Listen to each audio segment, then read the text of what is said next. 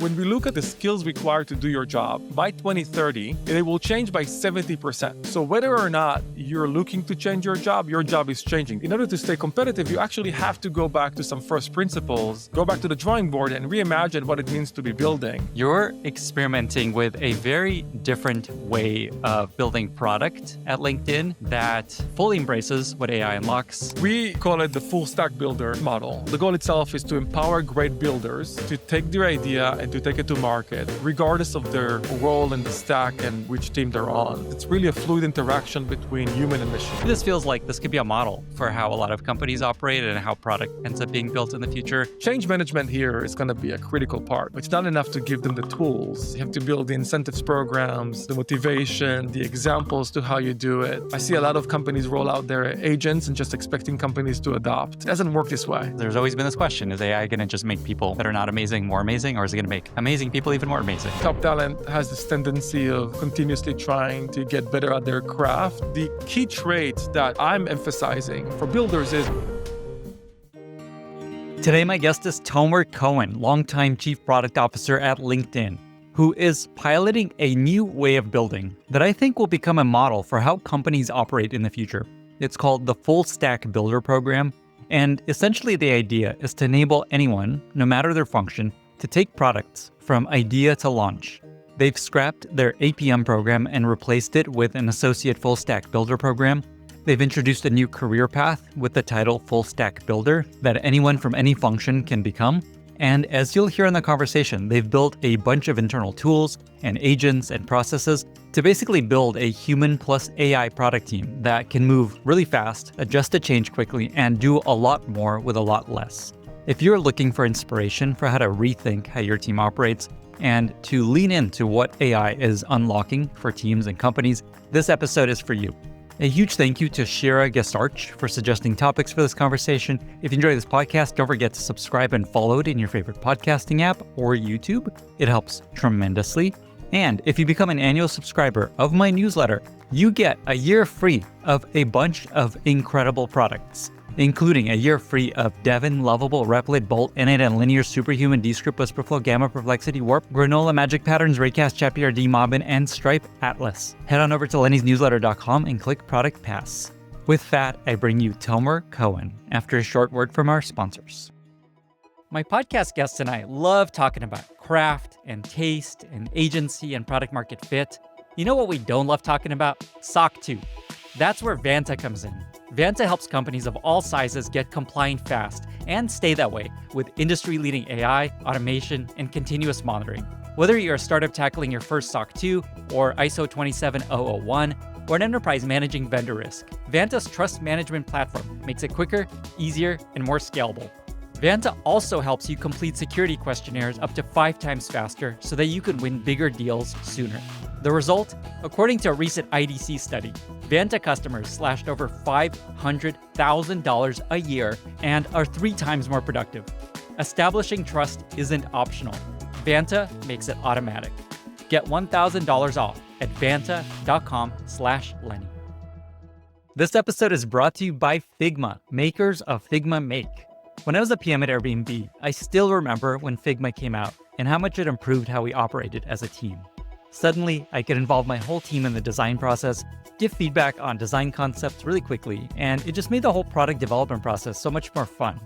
But Figma never felt like it was for me. It was great for giving feedback on designs, but as a builder, I wanted to make stuff. That's why Figma built Figma Make. With just a few prompts, you can make any idea or design into a fully functional prototype or app that anyone can iterate on and validate with customers. Figma Make is a different kind of vibe coding tool. Because it's all in Figma, you can use your team's existing design building blocks, making it easy to create outputs that look good and feel real and are connected to how your team builds. Stop spending so much time telling people about your product vision and instead show it to them. Make code-backed prototypes and apps fast with Figma Make. Check it out at figma.com/Lenny.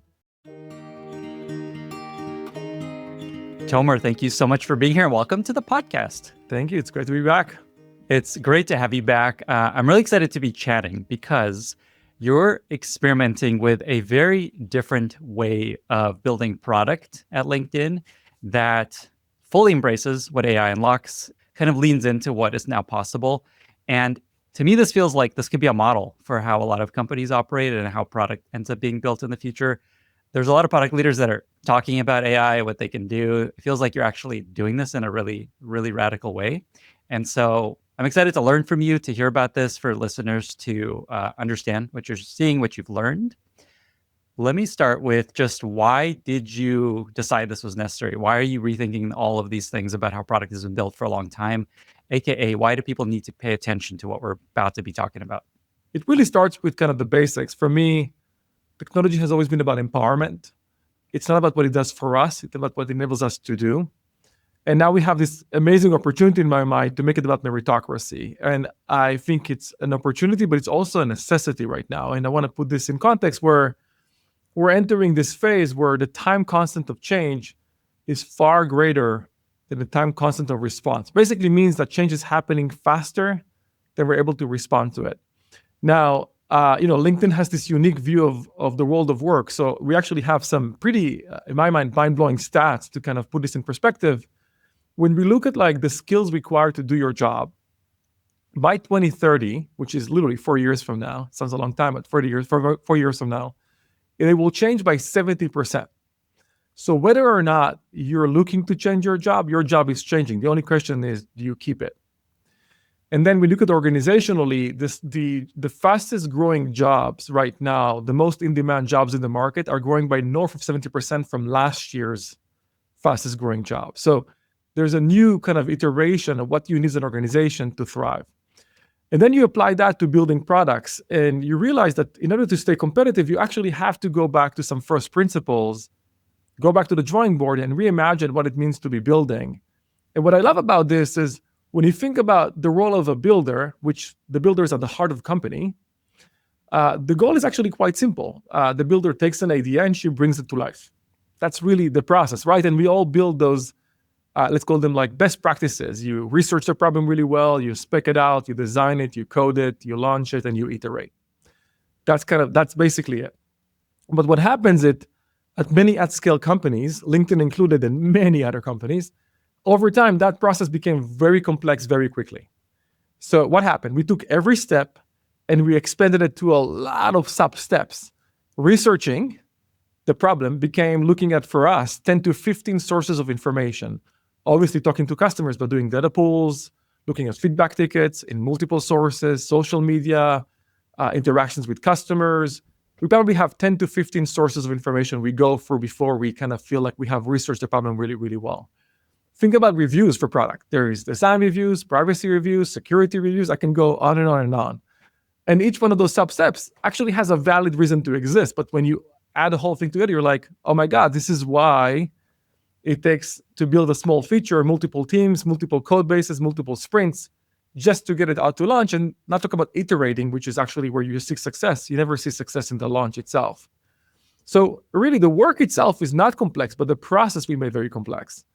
And when I was digging in, I found it doesn't end there, because somebody has to do all those sub-steps. So what happened is you actually move from process complexity to organizational complexity as well. And then you actually led to micro-specialization. All those subsets are doing by somebody specific. So from one builder, we have multiple functions. Obviously, we have engineering, product, and design. And you can start questioning those lines. At least I am internally. And from there, we have a lot of subspecialties. It happens in every one of those functions. But imagine design. We have interaction design, animation design, content design, research. There's so many aspects to that. So they're all valid, but they all have people, and that entire process basically means a lot of, it's basically bloating, it's complexity. And then without noticing, you end up with this massively complex. We actually have this diagram that basically shows the process complexity, organizational complexity together. And usually people are like mind blown because they're working on one thing very specific. But when you zoom out, you have this, overwhelming experience you're kind of thinking about. And now we have this real opportunity to collapse the stack back up, go back to craftsmanship, rethink the product development lifecycle, which is where the full stack builder model comes to life. Wow. Okay. There's so much here. We're going to be showing the visuals as you talk to help people see what you're explaining here. And all of this is very rational. Like if you have 15 sources of information, you like why not pull from it? Like why miss out on that stuff? And what you're describing here is as you get more power and more specialized, like it all makes sense rationally, but when you start to step back and look at this, like holy shit, it takes 6 months to launch one feature. I want to ask about the stat you shared. I think this is an incredibly powerful stat, and you have very unique data here to tell you this sort of stuff. So you said that something like 70% of the skills that people will need in the future are going to change To do their current job. to do their current job. And what is this looking at? Is this just like based on historical data, or how do you find that? Yeah, to be fair, there was always a change, right? So it was never about just, just keep the skills you have today. But we've never seen such a dramatic part of your world today. So, whether you are a marketer right now or a seller or a recruiter, an engineer, engineering is where a lot of the investment is going in right now. In terms of agents, those jobs will change dramatically. I remember I started my role, my life as an engineer, and even then it's changed materially after 10 years. And then the change we're seeing right now, just thinking about in 4 years, what does it take to actually engineer really, really well, would be dramatically different, or to build software, to build an artifact of some sort. But it's true for almost every function. It's not equal.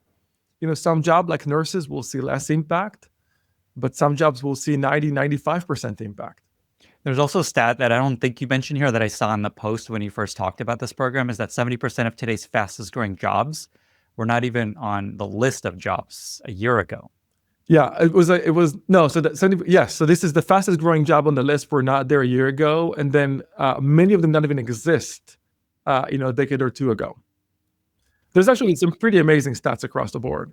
Okay, so let's talk about this program that you built. Tell us the name, and then tell us the kind of the gist of what it is today and the vision of where you want it to be. Yeah, so we call it the full stack builder model, and the goal. Always start with the goal. The goal itself is to empower great builders to take their idea and to take it to market, regardless of their role in the stack and specifically which team they're on. And the idea ultimately is to be able for that builder is to develop experiences end to end, to combine skills and expertise across what was traditionally distinct domains, to bring it all together. And it's not a sequence of steps. It's really a fluid interaction between human and machine. That's how the way I see it.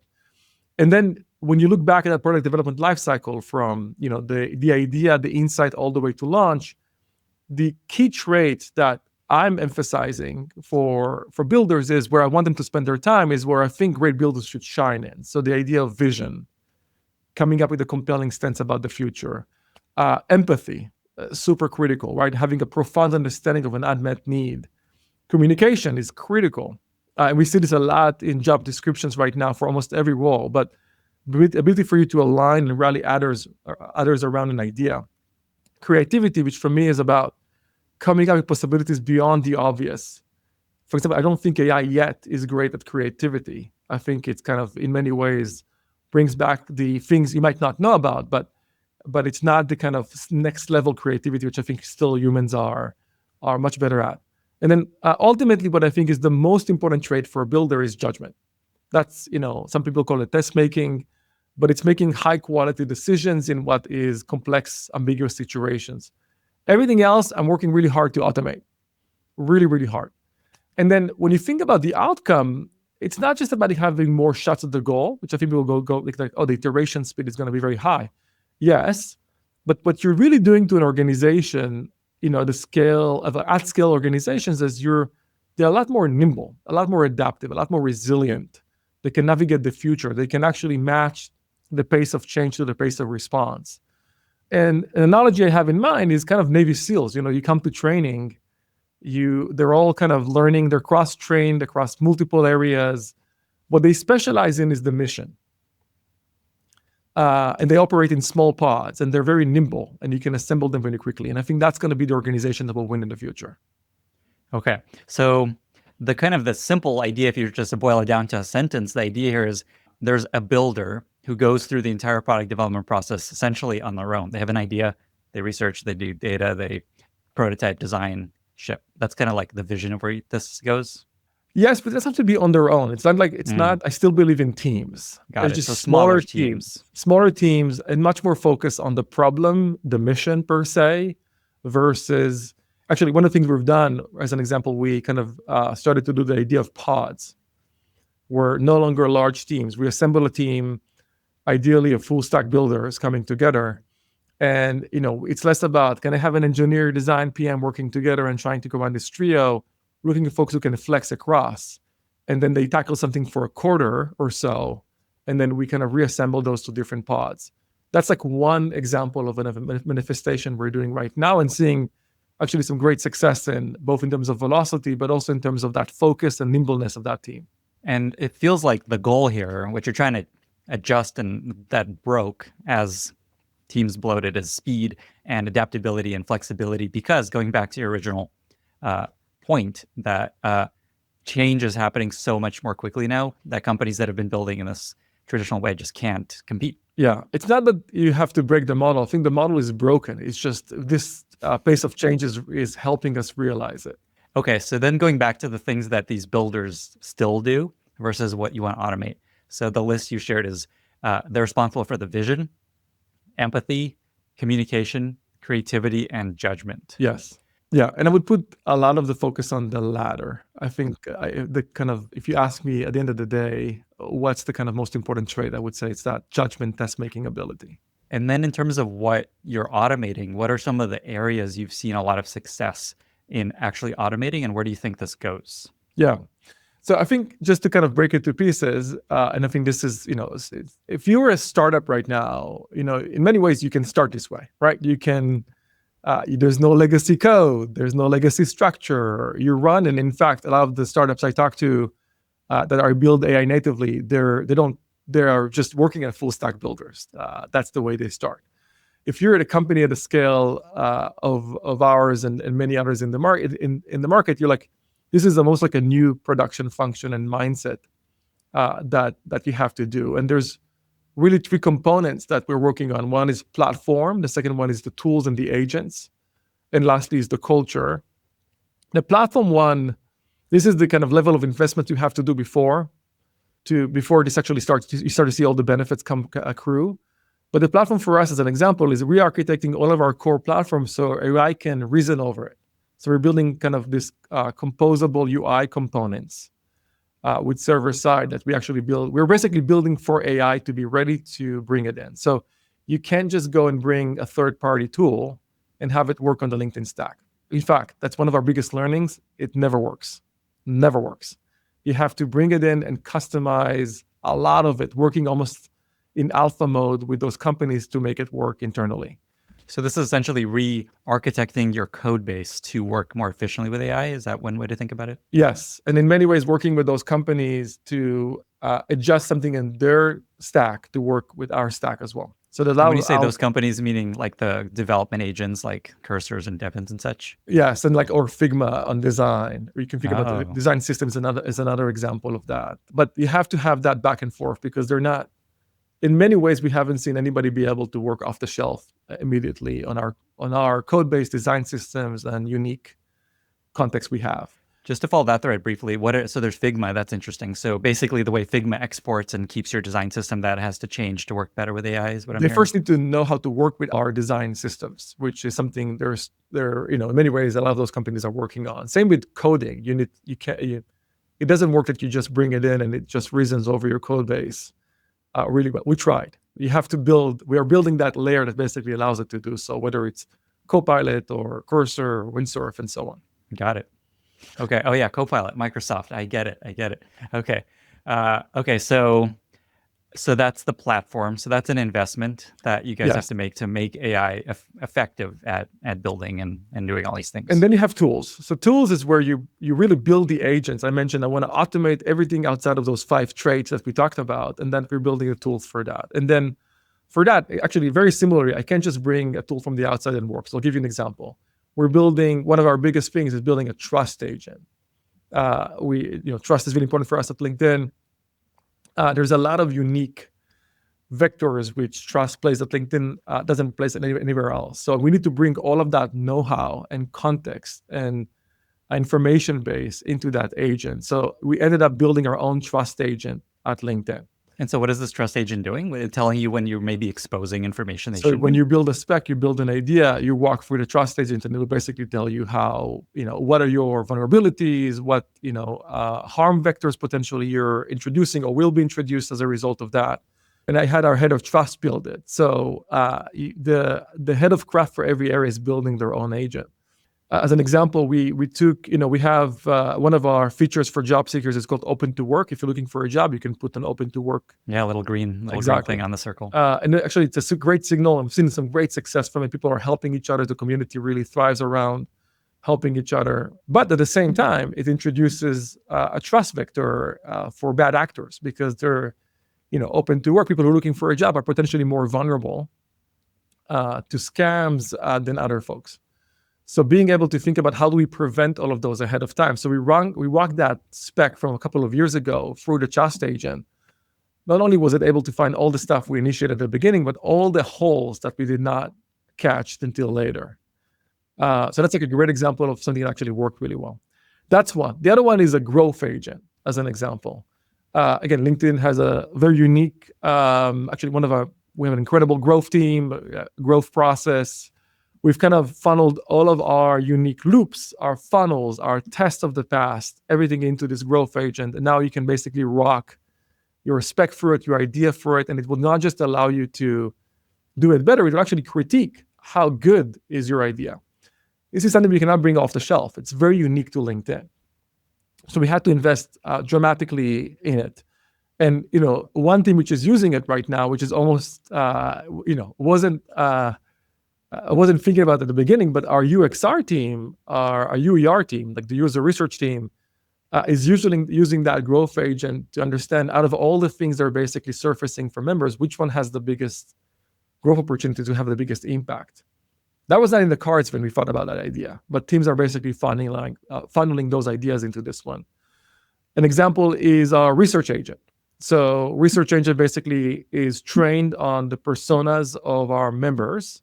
You can think about like a small business owner, a job seeker, and so on. And it's using not just world knowledge, it's using all the research we've done in the past, all the support tickets coming in. Wow. So it's pretty good at understanding that persona at LinkedIn. So one example we had is a team came out with a spec. They weren't aware we had the research agent yet. I asked the research agent, for a small business owner, what did you think about the marketing spec we had? And it critiqued it extremely well. Actually, in many ways, shifted the direction of the team to focus on other integrations tools we can focus on. But it's very hard to have that visibility to all that corpus of knowledge inside of the company. That's another example. We have an analyst agent trained on all like how you basically can query the entire LinkedIn graph, which is enormous. Instead of relying on your SQL queries or data science teams, you can use the analyst agent. All of those I would call them still MVP++. The goal for us in the next couple of months to basically roll them out externally. So externally, I mean internally at LinkedIn. Okay, not as new product lines. Exactly. Okay, so many questions. One is just how are you building this? Like, is there a platform you're using? What does it take to build an agent at LinkedIn? Is it all internal tools or is there a third party you use? It's a great call. So I think we've been experimenting with a lot of tools. And I would say for a lot of those kind of knowledge corpus agents, we're using everything from Copilot Enterprise to ChatGPT Enterprise. By far, though, the most important part was basically our own customization of it. That's been where we saw the biggest gains. Even like building the orchestrator across those, because you want the agents to start falling to each other. The trust agent should kind of work with the growth agent and go out, do a back and forth versus doing it more sequentially. So we've done a lot of work internally to make it happen. This is why I think it does require that level of investment. And then in some cases, let's talk about, the design agent that we're working with. We're working with multiple companies to try and understand which product works best for us. And interestingly enough, and this is another learning, different teams gravitate to different products. So that's like something we'll have to resolve and think about how we do this really well, because ultimately we were trying to kind of simplify the process as much as possible. But that was a big learning for us, and which tools we use and how we basically integrate them in.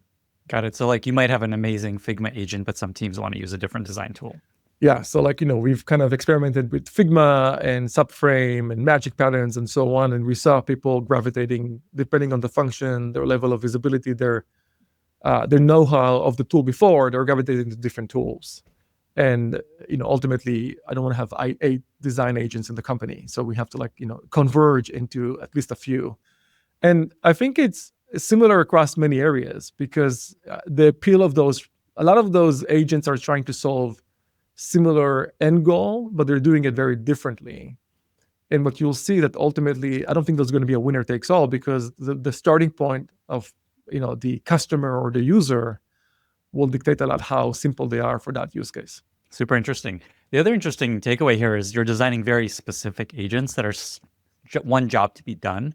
Is that a very intentional decision? Did you try an agent that just is super intelligent on all these things? We're ultimately we'll do an orchestrator. We're going to link the orchestrator across, but we did want to be able to rate and grade those agents really well on how they're doing. And I think there is a level of expertise. Now, we're kind of building this as in a way where we'll be able to mask a lot of those. So you might not know that there's a trust agent. You might have we call this internally the product jammer agent that basically does your product jam, which is a process we do internally. You might just use the product jam engine, and that product jam engine will work with all the other agents. But now we're starting with that building blocks until we build the orchestrating layer across. Another interesting takeaway from what you've been sharing is that so much of the work has gone into the beginning of the product development process, just like helping you craft the right requirements, clarify trust, and then here's product jam, and here's the research we've done.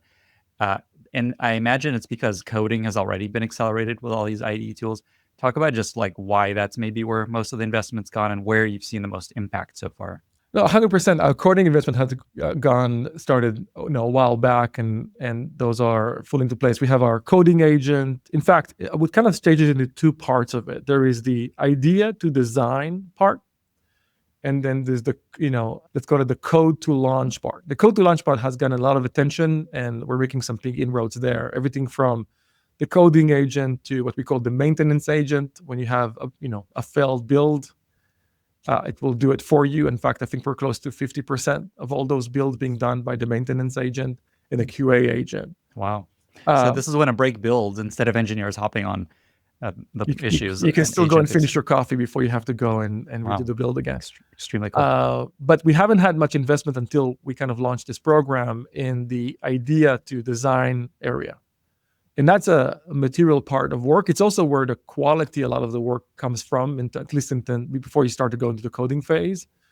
The idea is to empower everybody. So if you're an engineer, you can basically use all those tools at the front of the process and be able to be a full stack builder. How long did it take to get this kind of in place for you to actually form your first team to build the initial agents and some of this back end, redo the code base sort of thing? I announced this internally, end of last year. We really kind of started working, but it was more setting up the teams and the processes internally. We had our first MVPs of those agents, I think like 4 to 5 months after it was like really trained, I would say. But really the work itself has been kind of a couple of months of dedicated work. A lot of it has been getting all the corpus of data together, cleaning it up. That's actually a good learning as well. Like, it's not great to just give it access to your drive and say, reason all over this knowledge base. It actually does a very poor job understanding importance of the past and putting weights on stuff. You actually want to think about specifically what the context window you want to give it to and what's the knowledge base that you want to have it focus on. So even cleaning up, let's call them gold examples or golden examples to learn from, has been one of the biggest learnings. Just reasoning over your entire knowledge base did not work. Yeah, that makes sense. There may be just like a researcher with a strong opinion about something that you disagree with, and it would know. It's like, oh, of course, this is data, this is fact. Exactly. And then it doesn't always understand ties to original specs to success, right? You have to actually build. This is a really interesting way. When you think about how you bring those tools in, you can't just bring them in. You have to know what you feed them with. And what you feed them with is not just access. I see a lot of people just focus on the connectivity and integration. And it reminds me of this is almost like, this is actually more than 10 years ago when I was, co-rebuilding the team, co-rebuilding the feed at LinkedIn. And we started from scratch, and I had to literally sit down and filter through examples of what is a good professional post on LinkedIn and what is not. And this was like weeks of work getting up with that golden sample of examples, but it wasn't the most important part was fitting it the right data, not all the data. So it requires work. This is where I would say, like, for many companies who are thinking about this phase, and I do a lot of sessions today with CPOs and CEOs on this process, you have to put this initial work to get the gains after. And when I think about it, I think there's a takeaway there, and generally with AI, even if you're learning it for the first time and so on, whether it's Cursor or whether it's design and with Figma or other tools or Lovable, you should be ready to invest those hours before you start seeing yourself pick up in velocity and quality, which will come up, but you have to invest that time. This episode is brought to you by Miro. Every day, new headlines are scaring us about all the ways that AI is coming for our jobs, creating a lot of anxiety and fear. But a recent survey from Miro tells a different story. 76% of people believe that AI can benefit their role, but over 50% of people struggle to know when to use it. Enter Miro's Innovation Workspace, an intelligent platform that brings people and AI together in a shared space to get great work done. Miro has been empowering teams to transform bold ideas into the next big thing for over a decade. Today, they're at the forefront of bringing products to market even faster by unleashing the combined power of AI and human potential. Guests of this podcast often share Miro templates. I use it all the time to brainstorm ideas with my team. Teams especially can work with Miro AI to turn unstructured data like sticky notes or screenshots into usable diagrams, product briefs, data tables, and prototypes in minutes. You don't have to be an AI master or to toggle yet another tool. The work you're already doing in Miro's canvas is the prompt. Help your teams get great work done with Miro. Check it out at miro.com/Lenny. That's miro.com/Lenny. What's the current state of the pilot? How large is it? How many teams are doing it? What kind of stuff have you shipped? Just give us a sense of today's world. Yeah, so we are, I wouldn't say we are yet at a very high sample rate where it's kind of a high percentage of the organization, but we have a substantial part of the organization already using it to provide a lot of the feedback. We're seeing a lot of great examples. So the way I think about the benefits is a function of experimentation volume multiplied by quality. How good are those experiments divided by the time it takes to actually pull them out, like idea to launch.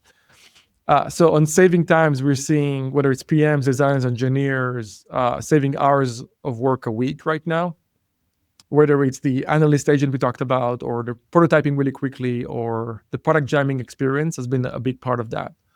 On the quality side, we're seeing insights, discussions just be much, much better. And by the way, quality and time, sometimes they help each other because it's high quality. You don't have to spend as much time on something. So we were seeing that applied in. And the volume, I wouldn't say we had a rate where I'm seeing a high percentage of organization doing it yet, but this will come once we haven't GA'd this internally. That will come in the next couple of months, but we have all the stuff in place. But we're seeing designers and PMs picking up bugs directly from the Jira tickets, pushing them in, something we haven't seen before. And there's just an appetite for everybody to just join. So in fact, the biggest thing right now is everybody wants access. Everybody wants access to the tools, to be able to do it together. And we just want to make sure it's good enough to make sure the whole organization can do it really well. So how is it that you're piloting it? Is it some number of people have access to these agents and they just work the way they've worked with access to these tools? Or is there like a team dedicated, this is the way you work now and this is it, and we'll see what happens? So it's very cool. So basically we have a team building. That's the core team building kind of the FSB track across all of R&D, FSB full stack builder. And then there are pockets and pods of teams using it. So basically we are looking at specific areas that we're basically giving it to. The condition there is they give feedback. As a response for that, they make the tool better. So it's not just access. We want people who will use it. It's one of your early adopters would be the ones who help you ship the product really well. So we're doing this in a pod model right now. So it's like a pod within a larger team, like a designer, PM, engineer kind of group within a... Is there an example you can give, like a part of LinkedIn that's trying this out? Yeah. So, if I think about some of our teams, whether it's, actually we just launched semantic people search and the semantic job search as well. That team was using part of those tools to actually help build it. So that team will actually This was PMs building their own dashboards with those tools without waiting for design resources to come in. Then we have a design team who is now already, they started really from the manager kind of rolling this out. And in many ways, what I tell this team is don't wait for the official GA. Start doing it, start kind of leaning in. We're seeing designers on that team starting to push kind of PRs, which never happened before. And now other teams, they want to do this as well. So it's starting with this kind of grassroots experience. I would say there's the places have been very formal. I would say the beginning has been the top. The product executive teams, basically we moved from functional leaders, design, PM, BD, and so on to product areas leaders, and they basically rock across the stack. And they also go for a 360 with all of those functions to see if they're really able to do a full stack building experience. Then we're also launching at kind of like the junior side, a new program called the Associate Product Builder Program, where we used to have our APM program, which it's ending this year. And then starting January, we're going to start having our APB program. And they're going to come into LinkedIn. We're going to teach them how to code, design, and PM at LinkedIn. They're going to go through a pretty rigorous training process, and then they're going to join those pods. And gradually, we're going to grow that program to be a material part of LinkedIn as well. Wow. So this might be the future of the APM program, is this full stack builder APM-ish program. In many ways, we've built some pretty amazing, I'm really excited for that group. I wish I could join it. We build amazing training for them. And in many ways, we're going to use that training to think about how we roll it across the organization. We're kind of using the lens of, you have great technical skills, but you're not, an engineer at a company yet, or you have great design taste, but you haven't designed at scale in company yet. And we're going to teach you how to do it at LinkedIn. But the training we're going to use a lot to kind of extend across the company as well. Okay, so you have these programs, these pilots, and these pods, and you said what you're looking at to see if this is something you roll out is experiment velocity times quality times time. Divided by time. Okay. Yeah. Got it. And I guess, I know it's early, but just, you said you're seeing that it's saving teams a few hours a week at this point, something like that? Yeah, and I think the feedback has been the most important part, right? When you kind of, the way to think about this is just like you build a product. So we're building this product internally, and you want to experiment with some kind of early adopters who will give you feedback, and the feedback has been amazing. In fact, our top talent are the ones who are using this the most at LinkedIn. And the feedback from them has been incredible in terms, because they're also willing to spend the time and give the feedback as well. And the response from them has been incredible in terms of like the quality of their output, the time they're spending on this to get the value back, their desire to kind of be part of this and actually scale this and make this even better. So that's where a lot of the excitement has been from how they're using it and the quality we've seen there. I would say in 6 months or so, we'll be able to see a lot more of the organization use it, and you'll start seeing kind of those top line numbers will grow as well. That is a really interesting insight, that the top performers are finding the most success, because there's always been this question, is AI going to just make people that are not amazing more amazing, or is it going to make amazing people even more amazing? And it sounds like it's likely the latter. Yes, and it's in many ways, it's surprising, it's not surprising. I've seen this also when we were... It's surprising because you want everybody else to be part of this and lean in. I think top talent has this tendency of continuously trying to get better at their craft, and this innate need to be at the cutting edge of how you build. And I think we're seeing this here as well. This is why I've had this phrase I say with the team that if we build all those tools, will they use it? And I know right now the answer is no. It's not enough to give them the tools to use it. You have to build the incentives programs, the motivation, the examples to how you do it. They need to see other people being successful as well. And I've seen this also when we're shifting LinkedIn from a desktop company to a mobile company.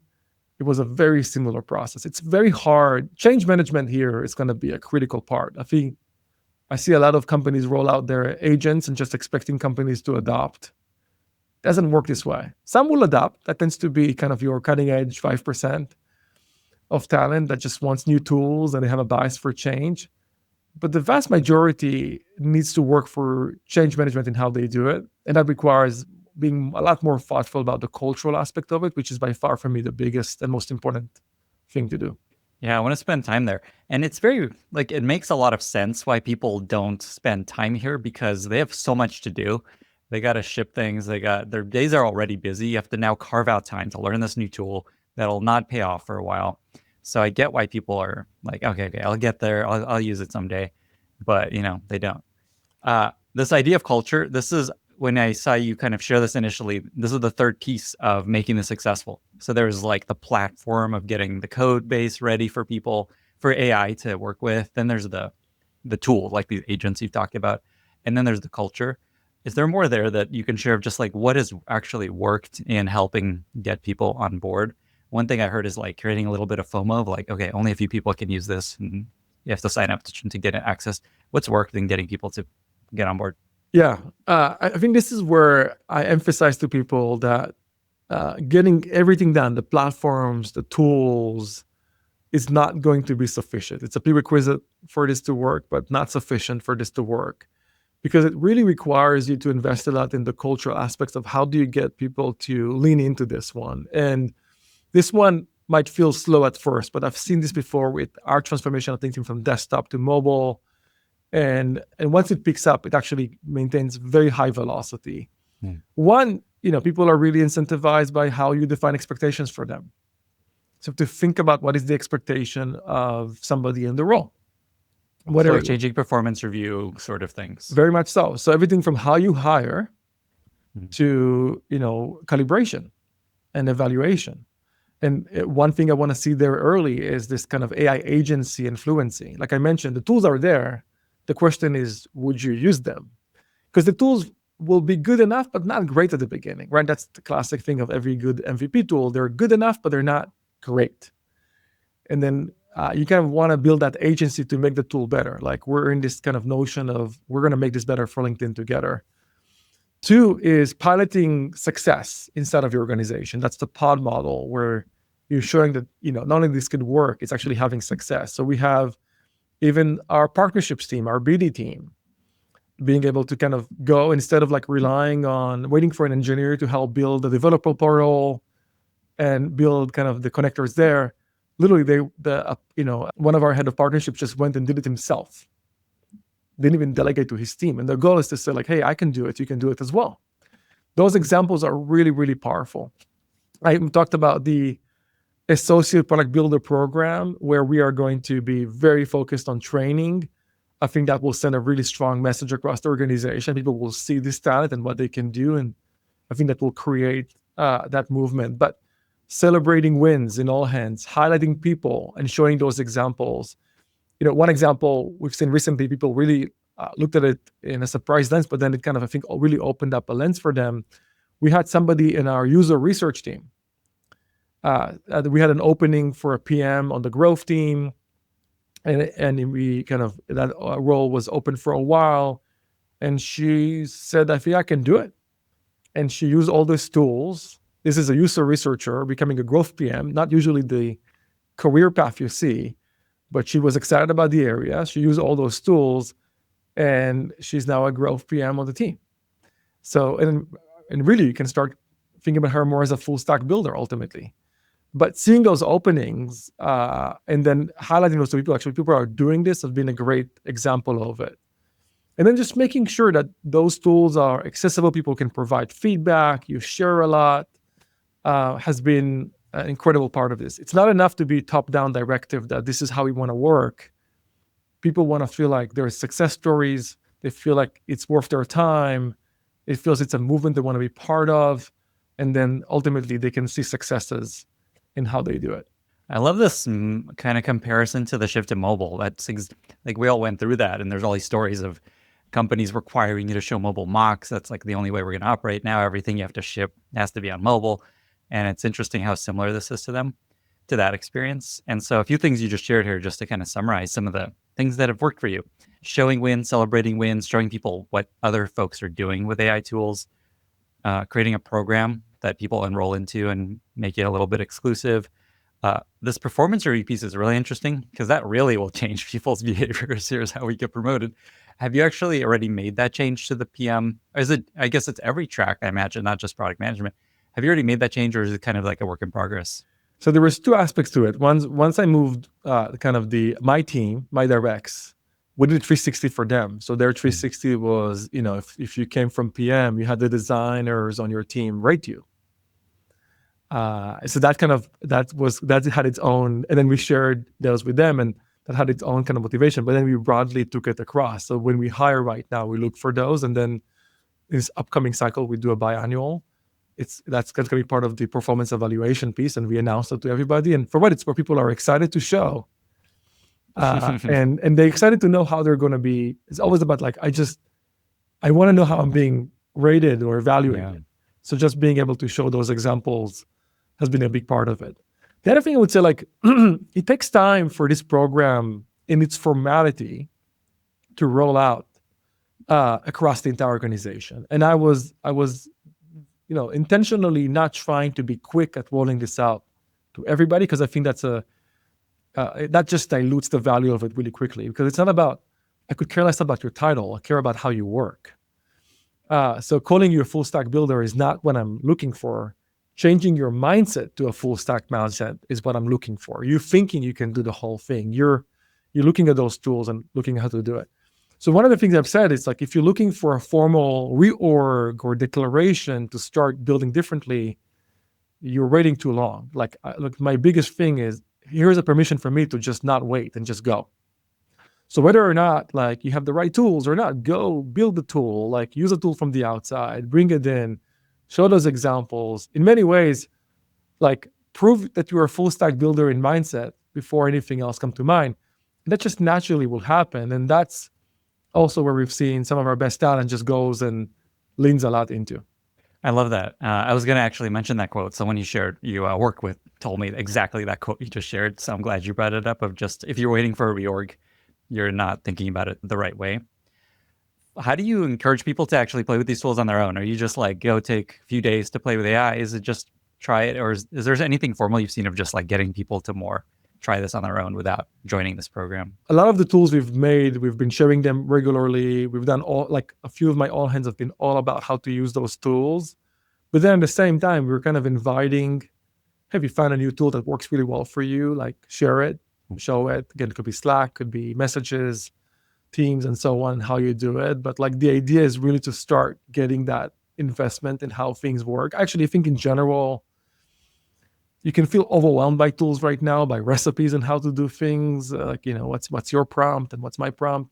But really, it's finding something that kind of works really well, that you can gravitate around and kind of really invest in. That's been those areas. But I think we've had this invitation to go and explore and go and bring in stuff that you think are great. And in many ways, like, bring others along on the journey. It's one good way to kind of make the influence much bigger than a few folks who are doing really well with this. Are there any surprises on the negative side that have come out of this, of PRD is just feeling like AI driven, people slowing down unexpectedly? Is there anything that surprised you of just like, okay, this is actually not great? Yeah, we mentioned a few of them. Like, I was hoping for some tools to work off the shelf really well. Was never the case. So we had to invest quite a lot. Never the case. Never the case. We had to invest quite a lot. And again, part of it is we just have a lot of legacy information and code base and knowledge and designs and so on. So if, a lot of the companies we work with are seeing this as a great growth opportunity for them as well to invest. But I do think it's a big area of investment as well. We talked about not just giving access to all of your context, which we started with. And like, we were like, oh, here's access to all the drive, all information. Failed miserably and hallucinates like crazy. People gravitating towards different tools. Like, our goal was to converge on tools, but that was pretty hard. And then I think in terms of quality, we've just seen better quality, but I think it's because, again, where we are in the stage is still the early adopters, and they're doing a few iterations in terms of how to do it. But I would say, like, the tooling adoption is hard. And then I think for some people, this is important for me to kind of state, some people do not want to be full stack builders. And that's completely okay. Some people see themselves in specialization, and I think specialization has a place and a role. So I didn't want the message to be across the organization. I expect everybody to be a full stack builder. I do not. I think there are system builders that empower full stack builders, and then you have people who are specialized. But I don't think we need as many specialized people as we did in the past. I didn't actually realize this until just now. So is this like their title now? Instead of product manager engineer, they're full stack builder? We have a full stack builder title formally inside the organization, Wow. and we are gradually putting Yeah. people in that bucket. So there's a whole career ladder that's forming. There's a whole, okay, that's a bigger deal than I even thought. So where are you finding these folks mostly coming from? Like product engineering, design? I imagine it's a mix, but just is there a kind of most common trend? It's a mix. I would kind of, people listening, I would just think about like, just go over your org and imagine who can do it. Who can right now flex across those functions, whether it is engineering, design, product, even BD. And what you'll find is there's already quite a few it can flex across. Interesting. Are there any functions you think are especially successful at this? Not to play any favorites, but I don't know. Are you finding like, okay, or you could also not highlight any specific? Yeah, I think it's a mental model of how you do it. I think, if I were to play like what's the hardest craft to potentially learn, I think design has a lot more work to get the design agents to be really, really good. So I think designers have a little bit of a leg up in terms of others learning their craft, and then the vice versa. But I honestly think it's a mindset. I've seen designers code. I've seen PMs kind of design and do well. And this is why I think like when you kind of step back and you think about people in your organization and who can flex, I think you'll see them show up in many areas. And what I think you'll find there is they have the agency, they're leaning into new things, they have the fluency, like they're already building new experiences, and they have that growth mindset that they just want to get better. So it doesn't matter what they learn at school or what label somebody put on them when they join the company. What I love about a lot of this is it's the easiest time to transition between different product roles than it's ever been. Design's moving to PM or just moving to this new role. It's like, it makes it so much easier to, like you said, that researcher became a growth PM. And this is probably my biggest advice/motivation I give to the team, because what I tell them is ultimately, by the way, this is for me as well. Like I think about it in the same way. It's the incentives for you are so aligned with the organization of what we're asking for, right? Because we need you to change. We want to be a more agile, adaptive, resilient organization that can deal with the pace of change. But you want as well for your own career. You want to be at the cutting edge of how you build. So the incentives are really aligned between what you need for your own career and what the organization needs you to do. So there's that permission to go and do it, for me, is ideally kind of a tailwind in what they want to do more than anything else. Maybe a last question for people that are inspired and like, okay, this is what we need to be doing. Any just tips for someone starting down this road to be successful at trying something like this at their company? I would say I would start with the notion of like, how do you want to bring, like, there's just structure. I would think about the platform you need to build, the tools you want to bring, and then I would spend a lot of time on the culture. Platform and tools, I think, would be, again, a prerequisite, but not sufficient. And the culture aspect is really important. I would think a lot about how you bring people along. So for one of the learnings we had that probably I will do differently right now if I were to redo this program was, for a while, I was working very closely with my core team on it, the core kind of full stack building team that were in charge of building all this material. But the organization was always asking questions: what's going on? Who is doing it? What are the tools? And in retrospect, we could have done a lot more in the flow to just show them and get them to already use early tools or be aware of it, versus doing a small team on the side. So it's okay to start with a small team. I think it's really important, but at the same time, just making sure there's like visibility across the whole thing is really powerful. Being patient and being willing to invest. I always give this example of like, we always give this example of like, oh, look at this startup. They built this in a week.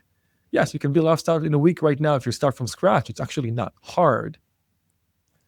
But when you are trying to transform a large organization, you want to have this impatient about the goal, and you have to have a high ambition, but being very thoughtful and patient about how you bring it to life and the key things you have to invest in if you don't invest in your platform, I just don't see how this could be a successful outcome.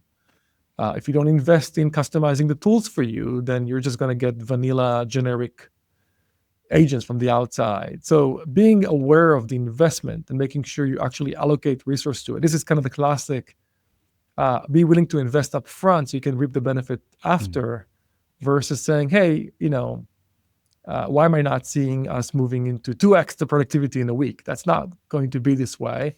You can see it with some people, but starting to collect those examples and starting to really think about the transformation is really key.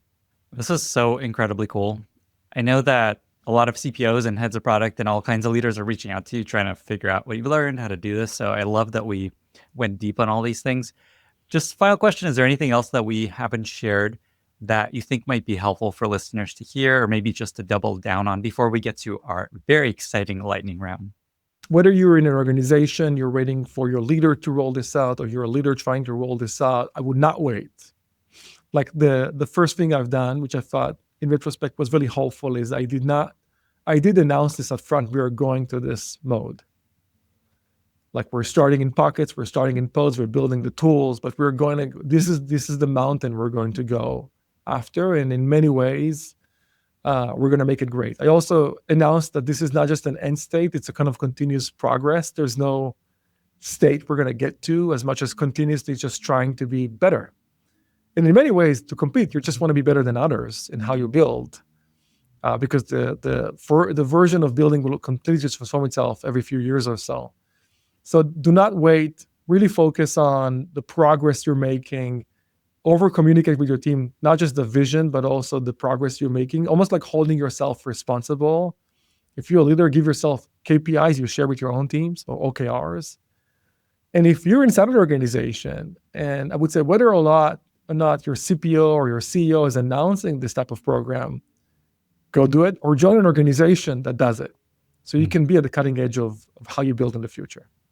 Tomer, with that, we've reached our very exciting lightning round. I've got 5 questions for you. Are you ready? I'm ready. First question, what are 2 or 3 books you find yourself recommending most to other people? I love to gift trios of books that I really like. So my current trio is, they're very diverse in topics. So apologies if it's not falling all into tech. But the first one is called Why Nations Fail. It's a book I read a decade ago, even more. And the authors of it just won the Nobel Prize last year. And it basically talks about why does some nations succeed and some fail. And it's not the usual explanations we go for, which is, oh, it's culture, it's natural resources, it's the kind of religion. This is, it's a lot of those kind of tends to be the kind of immediate excuses people have. It kind of falls into 2 camps. Are they extractive or inclusive institutions? Can people participate broadly and opportunities shared, or there are institutions that basically are supposed to be attracting from many and give to some? So it's just an incredible way to just think about how you build a nation. And for us at LinkedIn, we think a lot about the idea of opportunities, so how you build a product as well. And it's just a good way to kind of move away from easy explanations into like what really makes a country really successful as well. Second book, it's called Outlive. It's really about kind of the idea. It's kind of like, the author Peter Attia talks about the idea of medicine 3.0, which is really the notion of like building personalized medicine, which I think in the world of AI will become incredible in the future. But it's all those, it's called as categories that you should think about for your life, so you can just optimize your health as much as possible. And it goes for everything through, fitness to diet to kind of the biggest health factors you should think about. But it's a great long book. And then lastly, in my bookshelf behind me. Here you go. It's up top. You can't actually see it, I think. And then lastly, it's a book that also came out many years ago, but it's called The Beginning of Infinity, which I really like, by Deutsch. And it wasn't an easy read for me, but I love the idea. In fact, especially in products, I love the idea of cause and effect, like really finding great explanations for how things happen, and then building on top of that your next iterations. And this book really pushes on the idea of explanations, that only once we have a clear understanding of what things happen, then we can have breakthroughs on top of that. But until we get to a point of clear scientific breakthroughs, we are not going to make significant progress. But when you do that, it's really almost like infinite progress you can make on top of that. Naval's always talking about that last book. I think I bought it, and it was a hard not an read. easy read, at least for me. It wasn't an easy read, but it's a very powerful read. Awesome. Is there a favorite recent movie or TV show you really enjoyed? Can I do a podcast? Absolutely. So there's a podcast it's in Hebrew. It's called One Song. And it takes a song that, generally is ideally popular, and then goes really deep on the origin and the history of the song. And I love it. I love music, and just dissects songs so well. It does a great job also in kind of bringing to life the story behind it.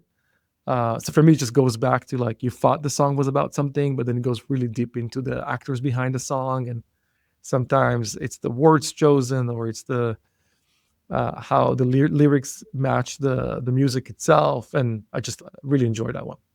There's a podcast called Song Exploder, I believe, that is a similar concept that's not in Hebrew, in English, that I'll point people to if you love that one. It's awesome. Is there a product you've recently discovered that you really love? Could be an app, could be some clothing, could be a kitchen gadget, tech gadget. Can it be a product I want to have, which I think is actually really easy to do? I love that. This is product thinking 101, just the vision of what you want to see. So in my car right now, there's Alexa built in, which is great because the kids can ask for songs all day long, and it's a whole show inside of the car. But one of my favorite things to do I've been doing it for well over 2 years, is I go in and I go into voice mode. Or ChatGPT. Yeah, ChatGPT, and then we just have a conversation. And that's just friction. I would love to have on my steering wheel a button that invokes my AI friend that can sit next to me in the passenger seat. And I just think that would be I actually think it will transform rides for people. Just that movement, that's just like elimination of friction, will transform the experience for me. On that note, I recently discovered Teslas actually do this now. If you hold the right wheel, Grok appears, and you could talk to Grok. Huh. So it's here. The AI has arrived. Yeah, I was just like, did it by accident, and then it's okay, great. Cool. So for me, if anybody from Rivian is listening, please bring us to the car. Rivian's falling behind.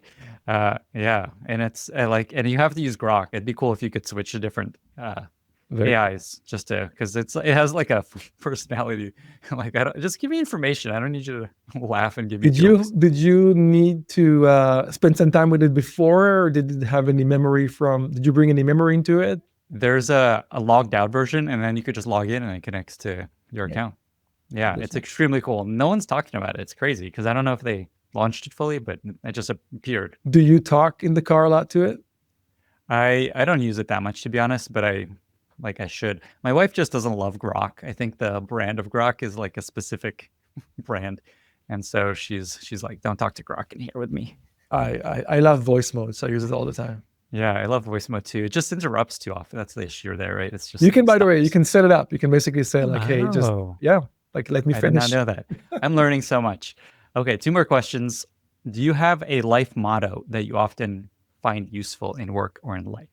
I think last time I talked about that, I most associated here with, I might be wrong, but I'm not confused, although I don't say it as much anymore. But I think the one I love, growth mindset is like a second religion for us at home. And one thing I love about, there's like a phrase there that is becoming is better than being, which I think ties into the FSB mode a little bit, which is you're always in, progress mode, iteration mode. It's not about reaching a state. It's about the journey, the process. That's what you should fall in love with. It's about continuously growing and evolving without the negativity of it, or there's no sense of FOMO there. It's just this continuous thing. If I look back a year from now and I look back, how much did I grow? Like, how much do I know? What skills did I gain? Like, where am I becoming better? Like, how do I feel like, Tomer version 2026 versus 2025? What's the delta there? And I kind of love that as a way of thinking. A great segue to our final question. By the time this episode comes out, it won't be a secret that you're leaving LinkedIn after 14 years, a legendary run. You joined way before the acquisition. You helped them integrate. You just like the way LinkedIn was perceived 14 years ago is so radically different from the way it is today. Like it's actually really fun and interesting to be there versus how people for a long time felt about LinkedIn. So I guess the question is just how you feeling and what's next. What I imagine you're going to get a lot of calls from a lot of people, but what are you planning? Yeah, so I feel proud. It's been an incredible ride at LinkedIn. The way I've got to know about LinkedIn deeply the very first time was when I moved to the Valley, and I, went to a lecture at Stanford about social networks in 2008, and Reed was there, and he talked about the power of being professional communities online, and I was very nerdy about it and thought it was an incredible vision. Had no plans to join, and actually started my own company after. But as luck would have it, found myself joining a few years after, and just thought the mission was incredible. So in many ways, it aligned with my purpose, and just was an incredible ride to be here. And I also feel very grateful. I shared this with the company recently. I was starting to take learnings from my experiences here.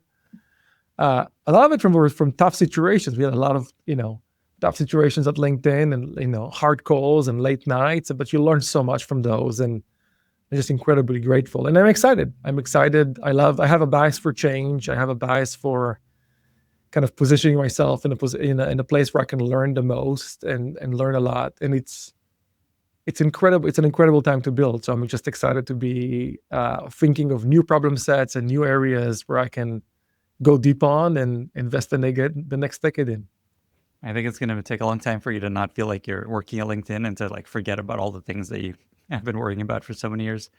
After you build something for such a long time, and I think you and I talked about it at one point, that I think one of the best traits for a builder is to become very passionate with what they're building. Really care.